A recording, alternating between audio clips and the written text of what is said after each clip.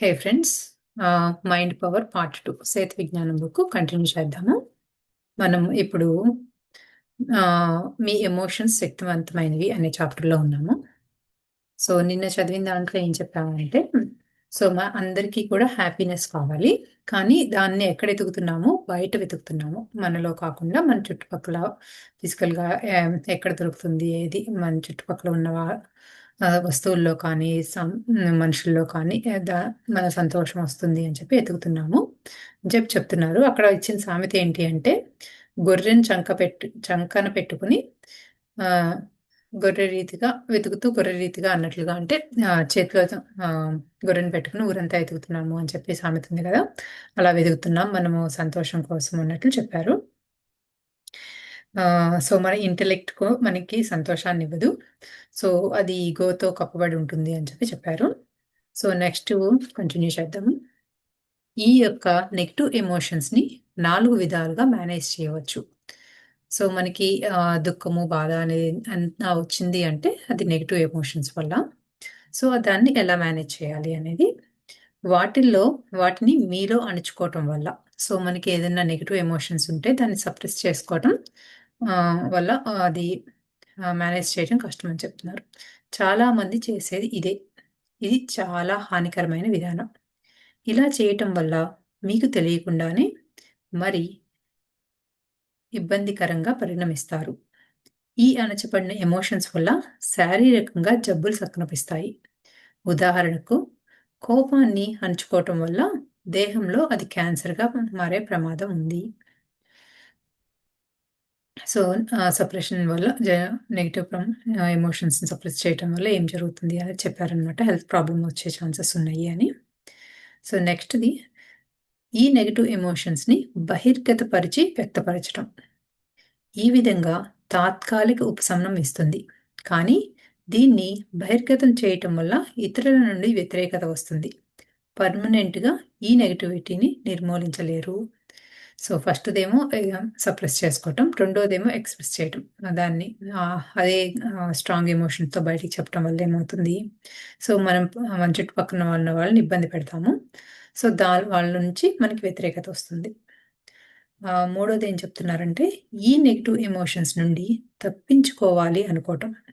TV చూడటం, సినిమాలు చూడటం, పేకాట ఆడటం, పాటలు వినటం, మద్యపానం తాగటం, పొగ త్రాగటం, పిక్నిక్లకు వెళ్ళటం, తీవ్ర ప్రయత్నంగా డ్రగ్స్కు అలవాటు పడటం వంటి అలవాట్లతో ఈ నెగిటివ్ ఎమోషన్స్ నుంచి తప్పించుకోవాలి అనుకోవటం.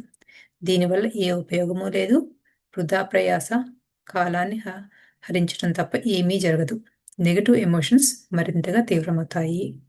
సో వీటిని అవాయిడ్ చేయటం వల్ల, ఈ నెగిటివ్ ఎమోషన్స్ని మనం వాటిని అవాయిడ్ చేయడానికి ఏం చేస్తుంటాము? డిస్ట్రాక్ట్ అవటం కోసం వేరే చోట మనం బిజీగా పెట్టుకుంటాం కదా. సో దానివల్ల ఏమవుతుంది అంటే, ఆ నెగిటివ్ ఎమోషన్స్ ఇంకా ఎక్కువ అవుతాయి అని చెప్తున్నారు. సో నాలుగోది వచ్చి, నెగిటివ్ ఎమోషన్స్ని ప్రేమపూర్వకంగా బయటికి పంపేయటం. ఇది చాలా ఆరోగ్యకరమైన విధానం, అత్యున్నతమైన మార్గం. సో నాలుగో దాంట్లో మనం దాన్ని యాక్సెప్ట్ చేసి దాన్ని ఎంతో ప్రేమతో మన నుంచి పంపించేయాలి అని చెప్తున్నారు. ధ్యానం చేయటం వల్ల క్రమక్రమంగా ఈ ఎమోషన్స్ బయటికి వెళ్ళిపోతాయి. సో ఈ నెగిటివ్ ఎమోషన్స్ మనం మెడిటేషన్ చేయటం వల్ల కూడా బయటికి వెళ్ళిపోతాయి. ఎమోషన్స్ని మీరు ఒప్పుకొని ప్రేమతో, ప్రత్యేకమైన అభ్యాసాలతో అంటే ఎక్సర్సైజెస్తో బయటికి పంపేయటం, ఇది ఒక ఉత్తమమైన పద్ధతి. ఈ పుస్తకంలో ఈ అభ్యాసాలు కొన్నింటిని ఇవ్వటం జరిగింది. ఇవి ప్రపంచ శ్రేణి అంటే వరల్డ్ క్లాస్ ఎక్సర్సైజెస్. సో మనం ఇంతకుముందు చాప్టర్లో చదువుకున్నట్లుగా మనకి ఏదైనా నెగిటివ్ ఎమోషన్ ఉంది అంటే దానికి చెప్పారు కదా 5 పాయింట్స్లో, దాన్ని మనలో అసలు ఏమైతే నెగిటివ్ ఎమోషన్ ఉందో దాన్ని ముందు మనం గుర్తించటం. సెకండ్ది, అది మనలో ఉంది అనేది యాక్సెప్ట్ చేయటం. థర్డ్ది వచ్చి దాన్ని ప్రేమతో దాన్ని చూడటం. సో ఫోర్త్, దాన్ని ప్రేమతో దాన్ని మనలో నుంచి బయటికి పంపించేయటం. ఫిఫ్త్ వన్ ఏమో మనలో నుంచి అది వెళ్ళిపోయినట్లుగా కంప్లీట్గా మనం ఇప్పుడు మనం లేదు అని చెప్పి మనం దాన్ని ఎంజాయ్ చేస్తున్నట్లుగా ఆ 5 పాయింట్స్ చెప్పారు ఇంతకుముందు ఎక్సర్సైజ్లో. సో మన నుంచి అలా నెగిటివ్ ఎమోషన్స్ తీసేయటంతో దాన్ని మేనేజ్ చేయొచ్చు. అంటే ఎటువంటి ఇబ్బంది లేకుండా మన నుంచి కంప్లీట్‌గా దాన్ని తీసివేయొచ్చు అని చెప్పారనమాట. నెగెటివ్ ఎమోషన్స్‌ని మీ సబ్‌కాన్షియస్ మెమరీ నుండి క్రమక్రమంగా బయటికి పంపేసినప్పుడు మీరు సహజ స్వభావంలోనికి వస్తారు. విస్తారమైన మానసిక స్పష్టత వస్తుంది. అంటే క్లారిటీ వస్తుంది మనకి. మీ జీవితం యొక్క గమనంని స్పష్టంగా, నిర్మాణాత్మకంగా ఎంచుకోగల సామర్థ్యం మీకు వస్తుంది. సరైన నిర్ణయాలను ఎంచుకోగల ప్రతిభ వృద్ధి చెందుతుంది. సో, సో నెగెటివ్ ఎమోషన్స్ మనలో లేకపోతే మనకి క్లారిటీ ఆఫ్ మైండ్ చాలా ఉంటుంది. దాంతో మనకి ఏదైతే చేయాలనుకుంటామో దాని వైపు చాలా ఫాస్ట్‌గా వెళ్తాము అని చెప్తున్నారు. ధ్యాన సాధన అంటే ప్రాక్టీసింగ్ మెడిటేషన్ మరి ఈ పుస్తకంలో ఇచ్చిన ఎక్సర్సైజెస్ ద్వారా మీలోని చెత్తను అంటే నెగెటివ్ ఎమోషన్స్‌ని పంపేయవచ్చు. ధ్యానం నుంచి మార్కెట్‌లో చాలా గ్రంథాలు లభ్యమవుతున్నాయి. ఇక్కడ ఎక్సర్సైజ్ గురించే చర్చిస్తున్నాం. ఈ ఎక్సర్సైజెస్ సాధన చేయటానికి తెలివి అంటే ఇంటలెక్ట్ ఉంటే సరిపోదు. సాధన చేయాలి. ఉదాహరణకు కేవలం తెలివి ఉంటేనే ఈత రాదు. సాధన చేయాలి. అనుభవపూర్వకంగా ఈతను నేర్చుకోవాలి. సంగీతం, నృత్యం మొదలైనవి కూడా అంతే. Practice, practice. దాని ద్వారానే ఆ కళలు అనుభవంలోనికి వస్తాయి. ఆ అభ్యాసాలు ఈ పుస్తకంలో ఇచ్చిన సాధనలు చేయాలి. సాధనలో ప్రావీణ్యత వస్తుంది. ఈ క్రింది కొన్ని నెగెటివ్ ఎమోషన్స్ గమనించండి. సో, మనం అది మనకి ఇలా ఎక్సర్సైజ్ చేయాలి అని తెలియటం మాత్రమే కాదు. సో, మనలో నెగెటివ్ ఎమోషన్స్ సప్రెస్ చేసుకోవటం కానీ, దాన్ని బయటికి చూపించేయటం కానీ, లేదా దాని నుంచి డిస్ట్రాక్ట్ అవుతూ వేరే పని చేయటం, దాన్ని అవాయిడ్ చేయటం కానీ చేయకూడదు. దాన్ని మనలో నుంచి చాలా ప్రేమపూర్వకంగా బయటికి తీసేయాలి మెడిటేషన్‌లో అని చెప్తున్నారనమాట. సో, ఆహ్, అది మనకి ప్రాసెస్ ఎక్సర్సైజ్ తెలుసు కానీ మనం చేయకపోవటంతో మనం పెద్దగా యూజ్ ఉండదు అని చెప్తున్నారు. సో, దీన్ని ప్రాక్టీస్ ఎప్పుడూ చేస్తూ ఉండాలి. హ్మ్. మనలో ఉన్న నెగెటివ్ ఎమోషన్స్ తీసేయటానికి అని చెప్తున్నారు. కొన్ని నెగెటివ్ ఎమోషన్స్ ఎగ్జాంపుల్స్ కూడా చెప్తున్నారు. చాలా కాలంగా మీలో భయం అనే భావోద్వేగం ఉంటున్నది. పెద్ద లక్ష్యాలు ఎంచుకోవటానికి భయం, సాహసాలు చేయాలంటే భయం మొదలైనవి. అలసత్వం, సోమరితనం, బద్ధకం, నిర్లిప్తత, ఓటమి చెందుతామేమో అనే భావనలు. సో, మనం ఏదైనా చేయాలంటే మనకి ఎక్కడ ఓడిపోతామో, మన అందులో సక్సెస్ రాదనో, లేకపోతే చాలా లేజీగా చేయలేకపోవటమో అనేది కూడా కొన్ని ఫీలింగ్స్ ఉంటాయి కదా! అది కూడా మనకి నెగెటివ్ ఎమోషన్స్ ఆహ్, హ్మ్. మనని బాగా ఎక్కువగా నెగెటివ్ ఎమోషన్స్ వైపు చేసుకెళ్తుంది అని చెప్తున్నారు. ఏ పని చేసినా తృప్తి, సంతృప్తి లేకపోవటం, బాధపడుతూ ఉండటం, మనోవేదన, చి చింతాక్రాంతులై ఉండటం. ఎప్పుడూ దేని గురించో ఒక దాని గురించి బాధపడటంతో ఆహ్, కూడా నెగెటివ్ ఎమోషన్స్‌లోనే బాగా పుల్ చేస్తుంది అని. మిమ్మల్ని మీరు నిందించుకోవటం, హింసించుకోవటం, బాధిత మనస్తత్వం అంటే విక్టిమ్ మైండ్ సెట్‌ని కలిగి ఉండటం. ఒత్తిడికి లోనవ్వటం, ఆందోళన, ఆతృతలతో ఫలితాన్ని ఆశించటం, గందరగోళంలో ఉండటం, కోపం, నిరాశ, నిస్పృహల్లో ఉండటం, సంఘంపై ఆగ్రహంతో ఉద్రేకపడటం మొదలైనవి. ప్రేమ, కృతజ్ఞత, ప్రశంసించటం, విశ్వాసపాత్రత, అంగీకారం మొదలైన గుణాలు లేకపోవటం. సో, మనకి దేనివల్ల వస్తున్నాయి ఏంటి 1, 2, 3, 4, 5, 6, 7, 8 పాయింట్స్ చెప్పారు. సో, మనకి నెగెటివ్ ఎమోషన్స్ ఎక్కువెందుకుంటాయి అని చెప్పి.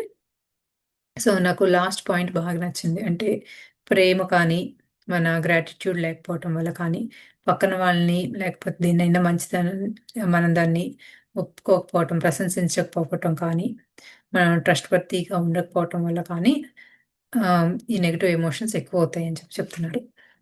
ఇలాంటి నెగెటివ్ ఎమోషన్స్ మీలోని సంవత్సరాల తరబడి కలిగి ఉంటున్నప్పుడు ప్రశాంతత అంటే పీస్ ఎలా వస్తుంది?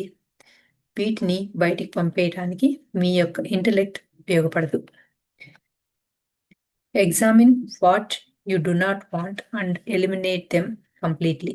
మీకు ఏమి అనవసరమో వాటిని శోధించి సమూలంగా బయటికి పంపేయడంలో మానసిక, బుద్ధి వికాసం విస్తరిస్తాయి. మరొక ఉన్నతమైన మార్గం ధ్యానం చేయటం. ధ్యానంలో కాస్మిక్ ఎనర్జీని అపారంగా తీసుకోవటం జరిగి అజ్ఞానపు పొరలు ఒక్కొక్కటిగా క్రమక్రమంగా తొలగిపోతూ ఉంటాయి. చెత్త తొలగిపోవటం అంటే అజ్ఞాన పొరలు తొలగిపోవటమే కదా! సో, మన నెగెటివ్ థాట్స్ అన్నీ ఏంటి అంటే, మనలో ఉన్న ఆహ్, అపనమ్మకాలు, లేకపోతే మనలో ప్రేమ, కృతజ్ఞత ఇవన్నీ లేకపోవటం వల్ల వస్తున్నవి అని. బుద్ధుడు 4 ఆర్య సత్యాలు మరొకసారి చూద్దాం. బుద్ధుడి ఆర్య సత్యాలు మరోసారి చూద్దాం. జీవితం అంతా దుఃఖంతో నిండి ఉంది. ఆ దుఃఖానికి కారణం తృష్ట. ఆ తృష్టకు కారణం అవిద్య. ఆ విద్య అనాగరిక సారీ ఆహ్, ఆ విద్య అసాన నా నాశనకారి అష్టాంగ మార్గం. తృష్ట అంటే మితిమీరిన కోరిక. దురాశతో కూడిన కోరిక. కోరికను పెట్టుకోవటం తప్పు కాదు. కానీ అందుకు తగిన అంతరంగిక కృషి అంటే ఇన్నర్ వర్క్ మరి బాహ్య కృషి ఔటర్ వర్క్ చేయాలి. ఈ 2 చేయకపోతే మిగిలేది దుఃఖమే. సో, బుద్ధుడు చెప్పినట్లు ఏంటి అంటే మనకి జీవితంలో ఏదైనా బాధ ఉంది దానికి ఏంటి అంటే ఏదో ఒక మితిమీరిన కోరిక. సో, దురాశతో మనకి కోరికలు ఉండాలి కానీ అవి దురాశతో ఉండకూడదు అని చెప్తున్నారు. సో, కోరిక ఉండి మళ్ళీ దానికి కావాల్సిన ఇన్నర్ వర్క్, ఔటర్ వర్క్ చేయకపోతే మళ్ళీ మనకు మిగిలేది దుఃఖమే అని చెప్పారు. ఈ పుస్తకంలో ఒక చోట ప్రస్తావించుకున్నాం. ఒక హై స్కూల్ పిల్లవాడు సచిన్ టెండూల్కర్ వంటి ప్రపంచ స్థాయి క్రికెటర్ కోరుకోవటంలో ఏ తప్పు లేదు. సచిన్ టెండూల్కర్ ఎంత కృషి, సాధన చేశాడో అంతే కృషి, సాధన చేయకుండా కోరికను కలిగి ఉండటమే తృష్ణ. ఇది మితిమీరిన కోరిక. సో, మనకిది కావాలి అనుకోవటం తప్పు కాదు. కానీ అవి దాని కోసం మనం చేయకుండా ఆహ్, ఫిజికల్‌గా కానీ, ఇన్నర్‌గా కానీ మనం దాని గురించి అంత సాధన చేయకుండా అది కావాలి అనుకోవటం మితిమీరిన కోరిక అని చెప్తున్నారు. తృష్ణకు కారణం అవిద్య. అంటే ఆత్మజ్ఞానం లేకపోవటం. ఆత్మకు అనంతమైన శక్తి సామర్థ్యాలు ఉన్నాయని తెలుసుకోకపోవటం. మీ గెలుపు ఓటములకు బాహ్య పరిస్థితులే కారణం అని భావించటం. లేక్ ఆఫ్ స్పిరిచువల్ నాలెడ్జ్ అంటే ఆధ్యాత్మిక జ్ఞానం లేకపోవటం. సో, మనకి గెలుపు కానీ, ఓటమి కానీ రావటానికి రీజన్ మనకి అది ఆధ్యాత్మిక జ్ఞానం ఉండటము, లేకపోవటం దానివల్ల మాత్రమే జరుగుతుంది అని చెప్తున్నారు. తృష్ణ అనేది అన్ని కష్టాలకు కారణం అవుతుంది. తృష్ణ వల్ల కొరత అంటే ల్యాకింగ్ కృత్రిమంగా సృష్టించుకుంటున్నారు. వాస్తవానికి మీ అంతరంగంలో అన్నీ ఇమిడి ఉన్నాయి. తృష్ణ అనేది ఒక అగాధం. దీనిని ఎప్పటికీ భర్తీ చేయలేరు. తృష్ణ వల్ల మనశ్శాంతి పోతుంది. తృష్ణ వలన నెగెటివ్ ఎమోషన్స్ మనస్సు నుండి వెలువడుతూ ఉంటాయి. తృష్ణ అనేది సంతోషానికి శత్రువు, దుఃఖానికి కారణం అవుతుంది. తృష్ణ వల్ల మనస్సు నిరంతరము గందరగోళంగా లోనవుతుంది. తృష్ణ అనేది దైన్య పరిస్థితులకు దారితీస్తుంది. సీ ఈ మితిమీరిన కోరికలు అనేవి దే ఎలా మనని ఇబ్బంది పెడతాయి అని చెప్తున్నారనమాట. I create my own reality. నా వాస్తవాన్ని నేను సృష్టించుకుంటున్నాను అనే ఎరుక, అవగాహన కలిగి ఉన్నప్పుడు, ఈ పరమ సత్యంని గ్రహించినప్పుడు తృష్ణ అనేది క్రమక్రమంగా మాయమైపోతుంది. So, we create our own reality అనేది మనం తెలుసుకున్నప్పుడు, సో, మనలో ఉన్న మితిమీరిన కోరికల్ని దానికి కావాల్సినట్లుగా మనం ఆలోచన పెట్టడము, మనం దానికి ఫిజికల్‌గా చేయవలసిన పని చేసినప్పుడు ఆటోమేటిక్‌గా అది మితిమీరిన కోరిక అవ్వదు. కోరిక అవుతుంది. అప్పుడు ఆటోమేటిక్‌గా మనం దాన్ని రియాలిటీలోకి తెచ్చుకోవచ్చు. లలాట లిఖితం, విధిరాత, దైవలీల అనేవి ఎక్కడా లేవు. ఎవరి వాస్తవాన్ని వారే సృష్టించుకుంటున్నారు. అన్ని నెగెటివ్ ఎమోషన్స్‌కి మూలం ఈ తృష్ణ. నన్ను నేనే ఉద్ధరించుకోవాలి అని ఈ తృష్ణ ప్రభావంలో మరిచిపోవటం జరుగుతుంది. ఆత్మశక్తి అంటే సోల్ ఎనర్జీకి అన్నీ సాధ్యమే. బాహ్య పరిస్థితులపై ఆధారపడటం అర్థరహితం. All that you seek is already within you. మీరు వెదికేది అంతా ఇప్పటికే మీ అంతరంగంలో ఉంది. ఇమాజినేషన్స్‌లో మీరు కోరుకున్న వాటిని సబ్‌కాన్షియస్ మైండ్‌కి తెలియచేసి అంతరంగం నుండి సృష్టించుకోవాల్సి ఉంది.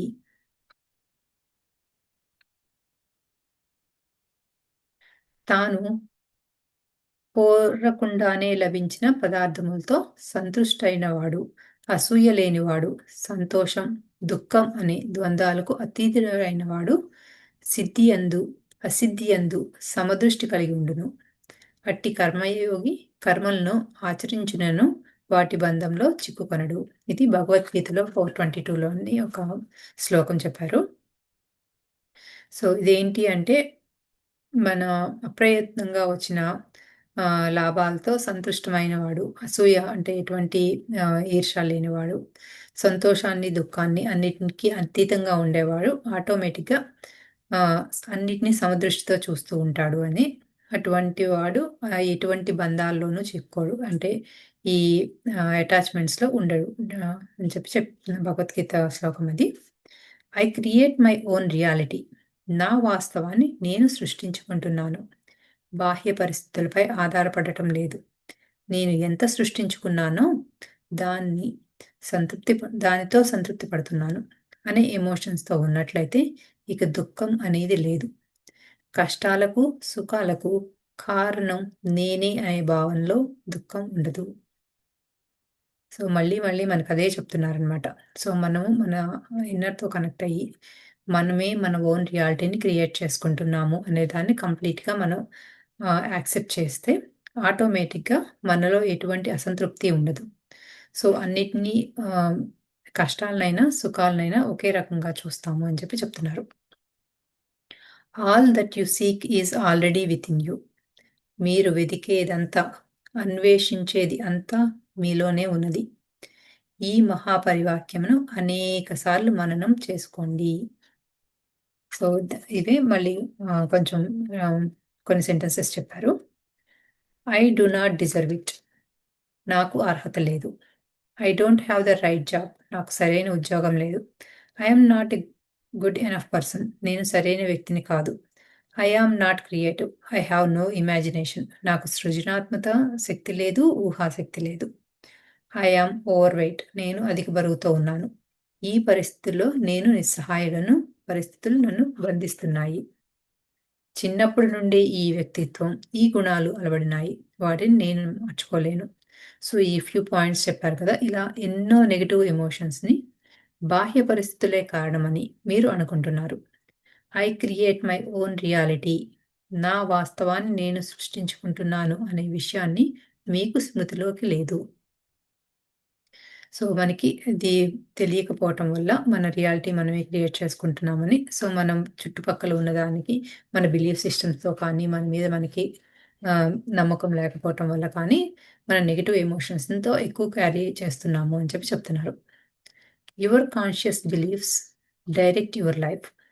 It is not the other way around. మీ ఎరుకలో ఉండే నమ్మకాలు మీ జీవితాన్ని నిర్దేశిస్తున్నాయి. అంతే తప్ప మరేమీ కాదు. బాహ్య పరిస్థితులు నా జీవితాన్ని శాసిస్తున్నాయి అని మీరు భావిస్తున్నారు అంటే, మీరు బాధితా మనస్తత్వంలో మిమ్మల్ని మీరు హింసించుకుంటున్నారు. జీవితంలో అవకాశాలను సృష్టించుకోగల సృజనాత్మక శక్తి అంటే క్రియేటివిటీ పవర్‌ని ఆటంకపరుచుకుంటున్నారు. సో, మనకి ఔటర్ సర్కమ్‌స్టాన్సెస్ వల్లే మనం ఇబ్బంది పడుతున్నాము అనే విక్టిమ్ మైండ్‌సెట్‌లో మనం ఉంటే కనుక, మనము మాకు కావాల్సిన ఆపర్చునిటీస్‌ని క్రియేట్ చేసుకోవడానికి మనమే ఇబ్బంది పెట్టుకుంటున్నాము అని.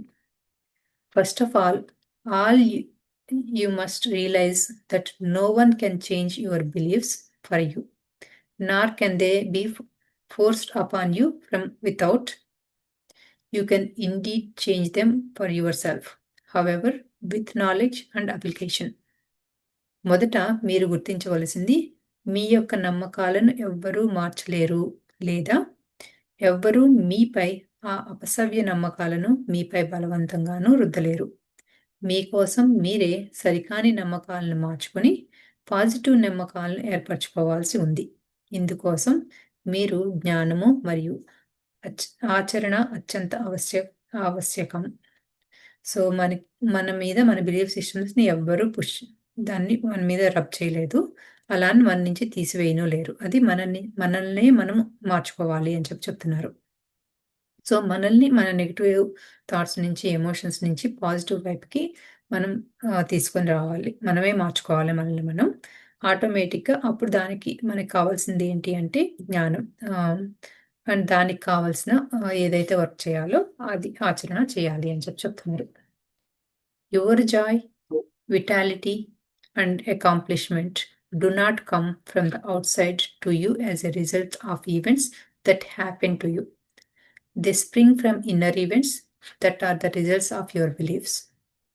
మీ యొక్క ఆనందం, ఉత్తేజం, ఆశయ సాధన అంతా కూడా మీ యొక్క బాహ్యం నుంచి ఏమీ సంభవించటం లేదు. అది మీ లోపలే సంభవించాయి. మీ యొక్క నమ్మకాలకు అనుగుణంగా అంతర్గత సంఘటనలు సంభవించి ఆ తర్వాత బాహ్యంగా మీ జీవితంలోనికి జీవిత అనుభవాలుగా ఎదురవుతున్నాయి. సో, ఏదైనా హ్యాపీగా ఉన్నా, చాలా ఎక్సైట్‌మెంట్‌లో ఉన్నా కూడా అదంతా కూడా ఫస్ట్ మన ఇన్నర్‌లోనే మనకి ఆ ఫీలింగ్స్, ఎమోషన్స్ వచ్చినియి. ఆ తర్వాతే అది మనకి రియాలిటీలోకి బయటకొచ్చినాయి అని మళ్ళీ గుర్తు చేస్తున్నారు. ఆ అంతర్శక్తి నుంచి జీవితానుభవాలు, జీవిత సంఘటనలు ఉద్భవిస్తున్నాయి. ఆ అంతర్శక్తిలో ఏముంటుంది? చైతన్య శక్తి ఉంటుంది. కాన్షియస్ ఎనర్జీ ఉంటుందన్నమాట. ఆ యొక్క చైతన్య శక్తి భౌతిక రూపంగా రూపాంతరం చెందుతుంది. అంటే చైతన్య శక్తి మరొక రూపంలోకి జీవిత సంఘటనలుగా, భౌతిక సంఘటనలుగా పరివర్తన చెందుతాయి. సో, నిన్న చెప్పినట్లు ఎనర్జీ అనేది డిస్ట్రాయ్ చేయలేము కదా! ఒక నుంచి ఇంకో షే రూపంలోకి మారుతూ ఉంటుంది. సో, మన ఇన్నర్‌లో ఉన్న కాన్షియస్ ఎనర్జీ ఏమవుతుంది? బయటికి ఫిజికల్ రియాలిటీలోకొస్తుంది అని. Emotions are the elements of consciousness filled with energy. These emotions, caused by your intent, are transformed to physical events and life experience. Emotions అనేవి చైతన్య శక్తి యొక్క శకలాలు. అవి శక్తిని కలిగి ఉంటాయి. ఈ ఎమోషన్స్ వెలువడటానికి కారణం మీ యొక్క సంకల్పం. దాని ఫలితంగా ఈ ఎమోషన్స్ అనేవి చైతన్య శక్తితో మిళితమై భౌతిక సంఘటనలుగా, జీవితానుభవాలుగా పరివర్తన చెందుతాయి. If you don't like what is happening to you in the world, all you have to do is change your consciousness and the world out there changes for you. మీ జీవితంలో జరుగుతున్న సంఘటనలు మీకు నచ్చటం లేదు, ఇబ్బంది కలిగిస్తుంటే, కష్టాలను కలిగిస్తుంటే మీరు చేయవలసిందల్లా ఒకటే. అది మీ యొక్క చైతన్య శక్తిలో మార్పులు. అంటే ఊహాశక్తిలోను, ఫీలింగ్స్ మరియు ఎమోషన్స్‌లోను మార్పులు చేయటమే. చాలా ఆటోమేటిక్‌గా బాహ్య ప్రపంచంలో మార్పులు సంభవిస్తాయి. మీ లక్ష్యాన్ని సాధించవలసిన అవసరమే లేదు. లక్ష్యం ఇప్పటికే అనుభూతి చెందుతున్నట్లుగా ఇమాజిన్ చేసుకొని ఆస్వాదించండి. అంతరంగ ప్రపంచంలో లక్ష్యం సాధించబడింది కనుక అది బాహ్య ప్రపంచంలో కూడా తప్పనిసరిగా ఖచ్చితంగా వాస్తవ రూపం చెంది తీరుతుంది. There is no other rule. ఇంకా వేరే మార్గమే లేదు. సో, మనకి ఏదైతే కావాలి, గోల్స్ చేయాలి అనుకుంటున్నామో అవి మనకి మనం దాన్ని అచీవ్ చేసేసినట్లుగా ఇమాజినేషన్ చేసుకుంటే ఆటోమేటిక్‌గా అవి ఫిజికల్ రియాలిటీలోకి వచ్చి తీరుతాయి అని చెప్తున్నారు. ఫలితం కోసం ఆతృత, ఆందోళనతో ఎదురు చూడవద్దు. అంతరంగంలో సృష్టించుకోండి. మీ దగ్గర అపారమైన నిధి ఎమోషన్స్ మరియు ఈ విజువలైజేషన్స్‌లో ఉన్నది. దీనిని సద్వినియోగం చేసుకోండి. లక్ష్యాలు ఎంచుకొని అంతరంగంలోని సబ్‌కాన్షియస్ మైండ్‌కి చేరవేసి తరువాత మీ ఇంటెలెక్ట్‌తో అవసరమే ఉండదు. ఇంటెలెక్ట్ ఉపయోగిస్తున్నారు అంటే అహం అంటే ఈగోకి పని చెప్తున్నారని అర్థం. అహం ఎల్లప్పుడూ తర్కం, విశ్లేషణలు, పరిమితులు అంటే లాజిక్, ఎనాలిసిస్ అండ్ లిమిటేషన్స్ అనే చట్రంలో పనిచేస్తూ ఉంటుంది. అహం అనేది ఎప్పటికీ సరైన మార్గాన్ని చూపెట్టదు. సో, మనకేదైతే గోల్ కావాలనుకుంటున్నామో, ఏదైతే అచీవ్ చేయాలనుకుంటున్నామో అది మనం ఆల్రెడీ అచీవ్ చేసేసినట్లుగా విజువలైజ్ చేసుకుంటే ఆటోమేటిక్‌గా వస్తుంది అని చెప్పారు కదా! అలా విజువలైజ్ చేసుకునేటప్పుడు మనకి దానిలో యాంగ్జైటీ ఉండకూడదు. భయము, బాధ ఉండకూడదు. అంటే జరుగుతుందా లేదా అనే ఒక భయం కూడా ఉండకూడదు. అలా ఉండకుండా చాలా అది జరిగిపోయినట్లుగా కంప్లీట్ హార్ట్‌ఫుల్‌గా మన ఇన్నర్‌లో దాన్ని విజువలైజ్ చేసుకోవాలి అని చెప్తున్నారు. With emotions and visualization, imagination చేసుకోవాలి అని. సో, అది కనుక మన సబ్‌కాన్షియస్ మైండ్‌కి అలా కనుక మనం పంపించగలిగితే ఆటోమేటిక్‌గా మన ఇంటెలెక్ట్‌తో సంబంధం ఉండదు. అసలు ఇంటెలెక్ట్ ఎప్పుడొస్తుంది మన థాట్స్‌లోకి అంటే అది ఇగో నుంచే స్టార్ట్ అవుతుంది అని. సో, ఇంటలెక్ట్, ఇగో ఈ 2 ఎప్పుడొస్తాయి? మన థాట్సు లాజికల్ మైండ్‌లో కానీ, అనాలిసిస్ స్టార్ట్ చేసినప్పుడు కానీ, దానిలో లేదా లిమిటేషన్స్ అనేవి, అమ్మో! ఇది జరుగుతుందా లేదా? ఇది మన బిలీఫ్ సిస్టమ్‌లో ఇలా చెప్పారు కదా! ఇది జరగకపోవచ్చేమో అని ఈ లిమిటేషన్స్‌ని, బౌండరీస్‌ని కూడా ఇయన్నీ తీసుకొచ్చేది మన ఇంటలెక్ట్. మన ఇంటలెక్ట్ వచ్చింది అంటే మళ్ళీ దాన్ని ఇగో నుంచే స్టార్ట్ అయింది అని గుర్తు చేస్తున్నారు. దీనికొక ఎగ్జాంపుల్ చెప్పారిక్కడ. For example, think about something you have been working on for a long time. A project, a goal, a health situation, something you have been able to resolve. ఉదాహరణకు చాలా కాలంగా మీరు చేపడుతున్న ప్రాజెక్ట్‌లో లక్ష్యము లేదా ఆరోగ్య పరిస్థితి గురించి ఒక్కసారి ఆలోచించండి. అది చాలా కాలంగా పరిష్కారం అవ్వలేదు. అప్పుడే ఏమవుతుందో ఒక్కసారి గమనించండి. మొదట పరిష్కారం దొరకని లక్ష్యం, ప్రాజెక్టు, ఆరోగ్య పరిస్థితి ఇది సమస్యగా పరిణమిస్తుంది. సో, మనకేదైతే సొల్యూషన్ లేదు అనుకుంటామో అది ఒక మన ప్రాబ్లమ్ అయిపోతుంది గదా! తర్వాత ఆ సమస్య మొదలవ్వగానే మీలో అభద్రతా భావం చోటు చేసుకుంటుంది. ఆ సమస్య పరిష్కారం కోసం మీ మనస్సు అంటే అహాన్ని, ఇంటలెక్ట్‌ని ఉపయోగించి, మరి తర్కం, విశ్లేషణలను ఉపయోగించి సమస్య పరిష్కారం కోసం ప్రయత్నం చేస్తాము. సో, ఒక ప్రాబ్లమ్ వచ్చింది అనగానే దానికి సొల్యూషన్ కోసం వెతుకుతాం గదా! ఆ సొల్యూషన్ ఎతికేది ఏంటి అంటే మనం ఇగోను, ఇంటలెక్టు అని చెప్తున్నారు. సో, ఎలా ఎతుకుతాము? దాన్ని లాజికల్‌గా అనాలిసిస్ చేసి, అనలైజ్ చేసి దానికేమన్నా లిమిటేషన్స్ కూడా ఉన్నాయేమో అని చెక్ చేస్తూ ఉంటాము. ఈ సమస్య పట్ల ఏమి చేస్తే బాగుంటుంది అని తెలుసుకునే ప్రయత్నం చేస్తూ ఉంటాము. సారీ.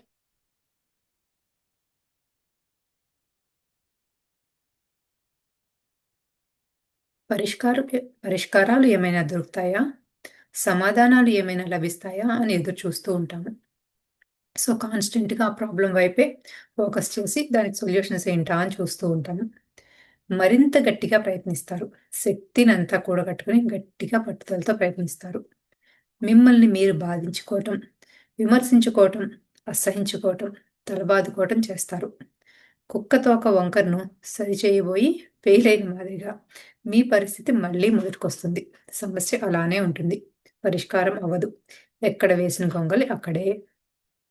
సో, ఏంటంటే మన లాజికల్ మైండ్‌తో ఆలోచిస్తూ, అనలైజ్ చేస్తూ ఉన్నంత సేపు అది సొల్యూషన్ రాదు. అది అక్కడే ఉంటుంది అని చెప్తున్నారు.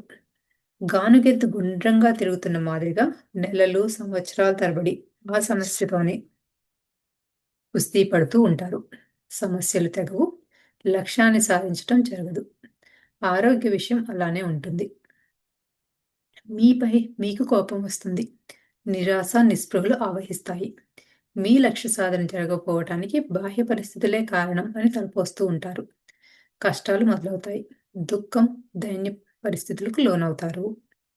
సో, మనం ఏంటి అంటే, సో, ఎప్పుడు బయట ఏదైనా మనకేదైనా ప్రాబ్లమ్ ఉంది అంటే, దానికి బయట మనకేదైతే కనిపిస్తుందో దాని మీద ఆహ్, అది రీజన్ అని చెప్తూ ఉంటాము అని చెప్తున్నారనమాట.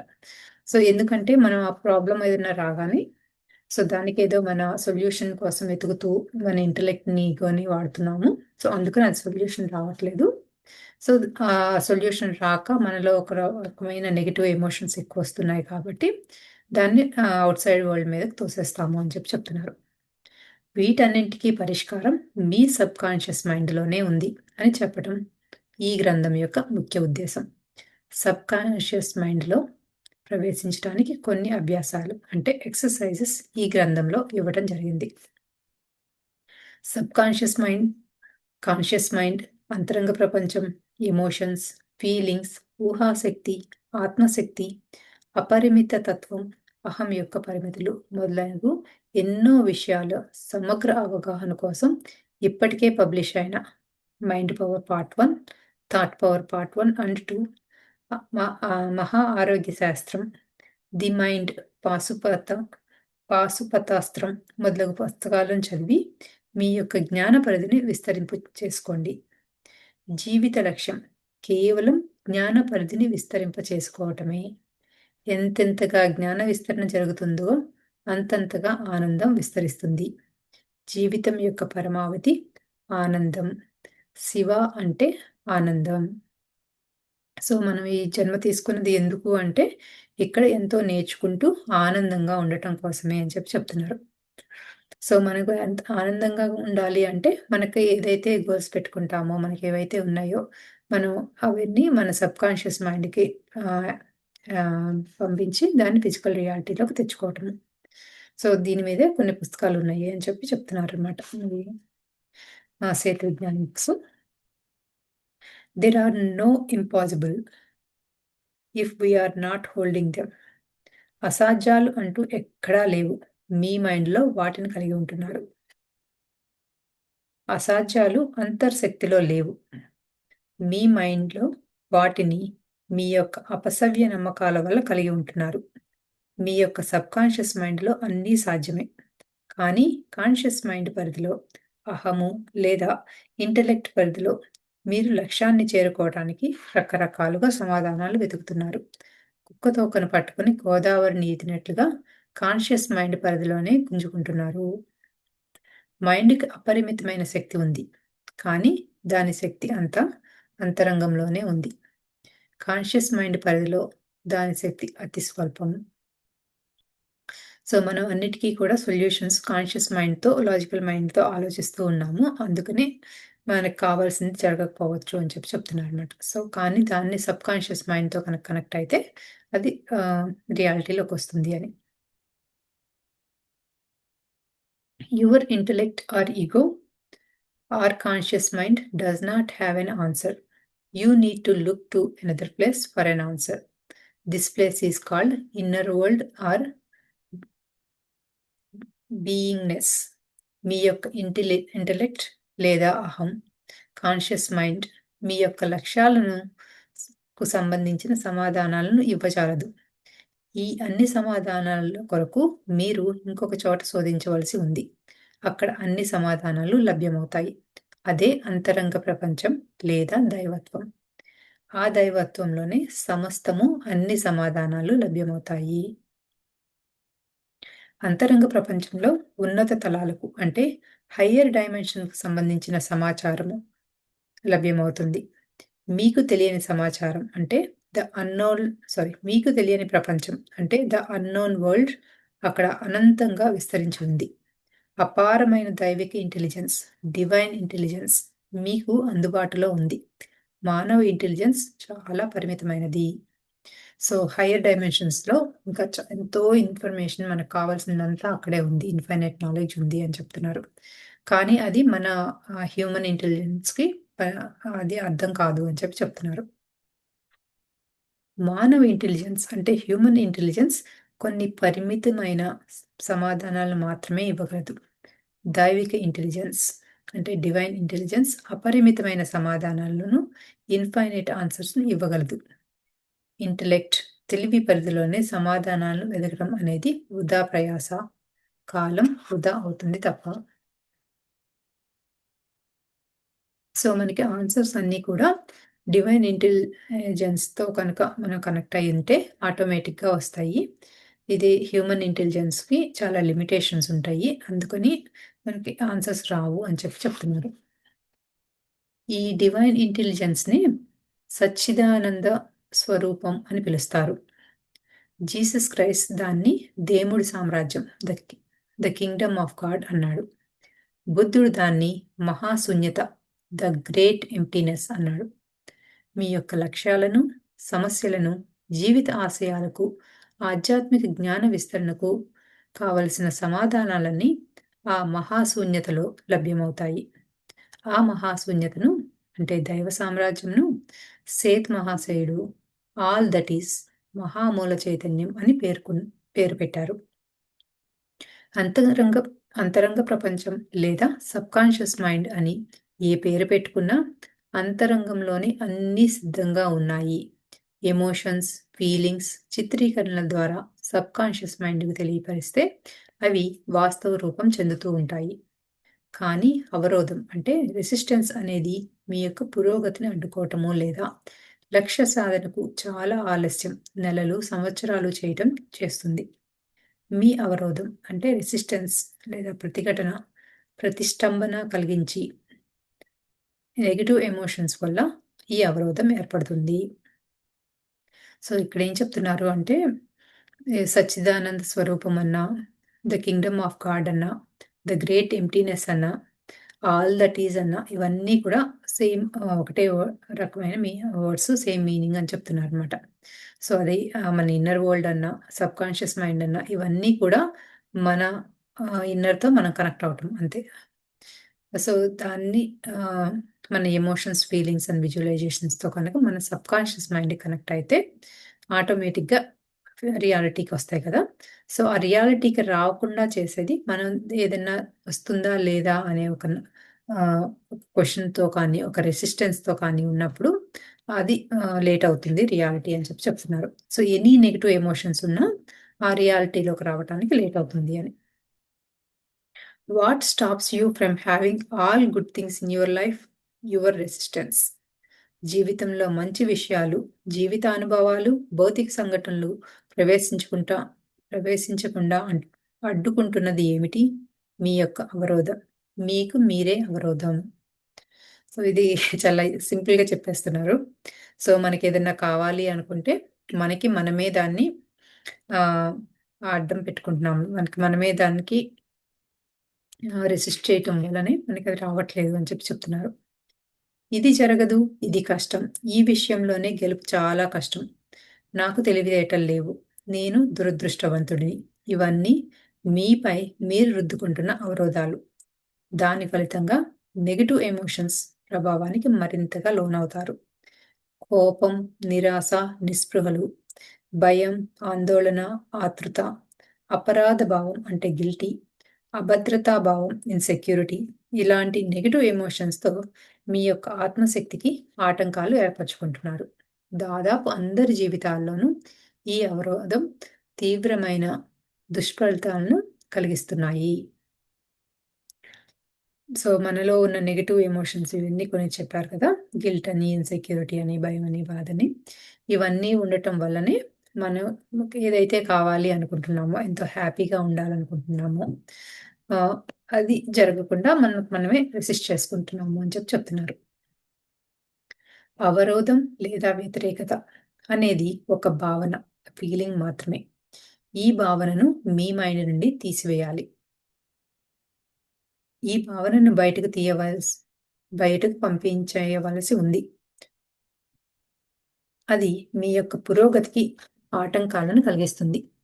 ఈ పుస్తకంలోని అభ్యాసాలతో సాధన చేయటం వలన అవరోధం లేదా వ్యతిరేక భావం చాలా సులభంగా మీ మస్తిష్కం నుండి బయటకు పంపేయవచ్చు. ఉదాహరణకు, ఒక లక్ష్యాన్ని ఎంచుకుంటున్నప్పుడు దాన్ని సాధించలేనేమో, ఇప్పుడున్న ఆర్థిక మాంద్యంలో ఈ ప్రాజెక్ట్‌ని చేపట్టకపోవటం మంచిది. నా దగ్గర ఆర్థిక వనరులు ఎక్కువగా లేవు. ఈ ప్రాజెక్ట్‌ని చేపట్టడానికి నా తెలివి సరిపోదు. నాకు సృజనాత్మకత అంటే క్రియేటివిటీ తక్కువ. ఇలాంటి నెగెటివ్ ఎమోషన్స్‌తో మీకు మీరే అవరోధాలను కలిగించుకుంటున్నారు. ఈ అవరోధంని మీ నుండి బయటకు నెట్టకపోతే పురోగతి కుంటుపడుతుంది. ఆలస్యం అవ్వచ్చు. బహుశా నెలలు, సంవత్సరాలు పట్టవచ్చు. లేదా లక్ష్య సాధనలో ఓటమి పా పాలవచ్చు. సో, మనలో నెగెటివ్ ఎమోషన్స్ ఉన్నప్పుడు ఏమవుతుంది అంటే, మనకి ఏవైతే గోల్స్ ఉన్నాయో అవి చాలా లేట్ అయినా అవ్వచ్చు. లేకపోతే ఒక్కొక్కసారి అవి అసలు మనం ఆహ్, దానిని చేయలేకపోవచ్చు కూడా అని చెప్తున్నారనమాట. Let go of resistance from your mind. మీ మైండ్ నుండి అవరోధాన్ని బయటికి పంపేయండి. Let go of negative emotions. Negative ఎమోషన్స్‌ని అంటే నిరాశాకర భావోద్వేగాలను బయటికి పంపేయండి. ఈ పుస్తకంలో ఇచ్చిన ఎక్సర్‌సైజెస్‌తో సాధనలో అవరోధాన్ని బయటికి పంపడం చాలా సులభం. మీ యొక్క నెగెటివ్ ఎమోషన్స్‌కి మీరే బాధ్యతలు అని గ్రహించినప్పుడు, బాధ్యతా మనస్తత్వం నుండి బయటపడితేనే మార్గం ఏర్పడుతుంది. సో, ఈ నెగెటివ్ ఎమోషన్స్ అయినా, పాజిటివ్ ఎమోషన్స్ అయినా కూడా అది మన థాట్స్‌లోనే ఉంది అనేది మనం గట్టిగా యాక్సెప్ట్ చేయాలి. సో, యాక్సెప్ట్ చేసినప్పుడు దానిలో మళ్ళీ రెస్పాన్సిబిలిటీ కూడా తీసుకోవాలి. అది మన థాట్స్‌లో నుంచి మనం క్రియేట్ చేసింది అనే రెస్పాన్సిబిలిటీ కూడా తీసుకుంటున్నప్పుడు ఆటోమేటిక్‌గా దాన్ని యాక్సెప్ట్ చేసి ప్రేమతో బయటికి పంపిస్తే కనుక, మనం మెడిటేషన్ చేసినప్పుడు ఆహ్, అది మనకి చాలా క్లారిటీ ఇస్తుంది అని చెప్తున్నారు. ఆత్మశక్తిలో లేదా అంతర్శక్తిలో క్యాన్సర్‌ని, అధిక బరువుని, మరి ఏ ఇతర వ్యాధినైనా నయం చేసుకునే సర్వశక్తి సామర్థ్యాలు ఉన్నాయి. కానీ మీ యొక్క అహం అవరోధాన్ని కలిగిస్తుంది. ఈ ఆరోగ్య సమస్య పరిష్కారం అవ్వదు అని అవరోధాన్ని కల్పించుకుంటూ ఉంటారు. సో, మనకేదైనా హెల్త్ ఇష్యూ కానీ, వెయిట్ లాస్ కానీ, ఏదైనా రావట్లేదు అనుకున్నా, లేకపోతే మనం ఏదైనా అచీవ్ చేయాలనుకున్నది చేయకపోయినా, మన మైండు మన ఆహ్, ఏమంటుంది? ఇది ఇంతే మనకి చేయలేము అని చెప్తుంది. అది ఎక్కడి నుంచొస్తుంది మైండ్ అలా అనటానికి రీజనింగ్ అంటే, మనలో ఉన్న ఈగోనే దాన్ని అలా ఆహ్, ఆహ్, ఆహ్, ట్రిగ్గర్ చేస్తుంది అని చెప్తున్నారు. The creative power to form your own experiences is within you now, and it has been since the time of your birth and before. You are not at the mercy of circumstances. You set the challenges to overcome, set goals to be reached, set up frameworks to experience through which your world develop, understand, and fulfill certain abilities. వాస్తవ రూపం చెందించే సృజనాత్మక శక్తి ఈ వర్తమానంలోనే, మీ అంతరంగంలోనే ఇమిడి ఉంది. శక్తి యొక్క పుట్టుక జన్మ నుంచి మరియు అంతకు ముందు నుంచే గత జన్మల్లో నుండే మీలోనే ఇమిడి ఉంటూనే ఉన్నాయి. పరిసరాలు అంటే దేశాల మధ్య యుద్ధాలు, ప్రపంచ ఆర్థిక మాంద్యం, కరువు కాటకాలు, ప్రకృతి ప్రళయాలు, పాండమిక్ మొదలైన వాటి దయాదాక్షిణ్యాలపైన మీరు ఆధారపడలేదు. అధిగమిస్తాం అనే నమ్మకంతోనే సవాళ్లను ఎంచుకుంటున్నారు. సాధిస్తామనే నమ్మకంతోనే లక్ష్యాలను ఎంచుకుంటున్నారు. కొన్ని నిర్దేశిత చట్రాలలో అభివృద్ధి చెందటం, కొన్ని శక్తి సామర్థ్యాలు పెంపొందించుకోవటం, జీవితాన్ని ఆకారం చేసుకోవటం కోసం అనుభవాలను ఎంచుకుంటున్నారు. భౌతిక లక్ష్యాలు అంటే ఫిజికల్ గోల్స్, ఆధ్యాత్మిక జ్ఞాన విస్తరణ అవసరమే. భౌతికత, ఆధ్యాత్మికత అంటే స్పిరిచువాలిటీ 2 ఒకటే. ఈ పారా యాక్చువల్లీ చాలా మోటివేటింగ్‌గా అనిపిస్తోంది. సో, ఏంటంటే మనము ఇక్కడికొచ్చింది మనము ఇక్కడ ఎక్స్‌పీరియన్స్ చేద్దాము అని. సో, మనం ఏదైనా సవాళ్ళని అధిగమిస్తామనే నమ్మకంతోనే ఆ సవాళ్ళని మనం ఛాలెంజెస్‌ని తీసుకొనొస్తున్నాము. అలానే సాధిస్తామనే నమ్మకంతోనే మన గోల్స్‌ని పెట్టుకుంటున్నాము. కొన్ని నిర్దేశిత చట్రాల్లో అభివృద్ధి చెందదు. కొన్ని శక్తి సామర్థ్యాలు పెంపొందించుకోవటం, జీవితాన్ని ఆకలింపు చేసుకోవటం కోసం అనుభవాలను ఎంచుకుంటున్నాం. సో, మనం ఇక్కడికి భూమి మీదకొచ్చినప్పుడు సో, మనం తెచ్చుకున్న ఛాలెంజెస్ అన్నీ కూడా మనం గ్యారంటీగా మనం దాని నుంచి బయటకొస్తామనే నమ్మకంతోనే ఇక్కడికొస్తున్నాము. ఆ ఛాలెంజెస్, గోల్స్ అన్నీ పెట్టుకొనొస్తున్నాము. సో, అవన్నీ ఎందుకు పెట్టుకుంటున్నాము అంటే, మన స్పిరిచ్యువల్ ఆహ్, నాలెడ్జ్‌ని పెంచుకోవటం కోసం అని చెప్తున్నారు. సో, ఇవాల్ట ఇక్కడితో ఆపుదాము. మళ్ళీ రేపు కంటిన్యూ చేద్దాం.